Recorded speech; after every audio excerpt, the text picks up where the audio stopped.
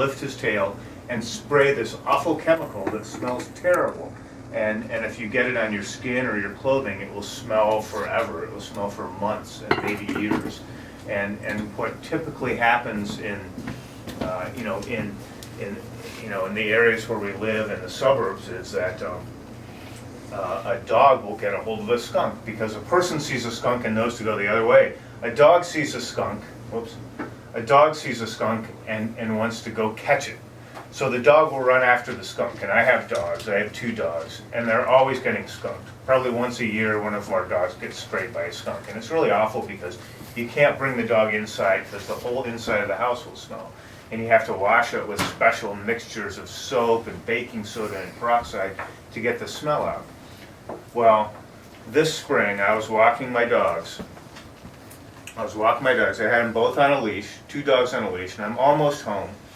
And I'm not paying much attention, and the one dog tears the leash out of my hand, and I turn and I look, and I see a creature going under the bush, and my dog going after it, and I thought it's a cat.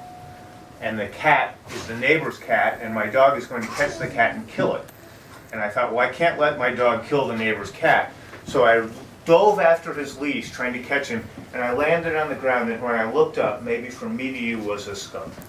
And it was looking me right in the face, and it lifted up its tail and sprayed me right in the eyes with its nasty gas. And it was like tear gas. It was like a chemical. My eyes started watering. I couldn't open my eyes. Snot started pouring out of my nose. I was drooling. I threw up in the neighbor's driveway, and I still had this loose dog and the skunk. I didn't know where they were. I couldn't open my eyes. I couldn't see. It was nighttime. And I didn't know what to do. I didn't know whether I was going to have to go to the hospital. My eyes were burning, and so I finally regained my eyesight. And the other dog was there, and I grabbed the dog, and we went home, and we all stunk. We all stunk awfully. And my wife was at home. It was 10 o'clock at night. She had just taken a shower, gotten into her nighttime clothes, and was ready for bed. And I knocked on the door, and I said, "I just got sprayed by a skunk. Help me."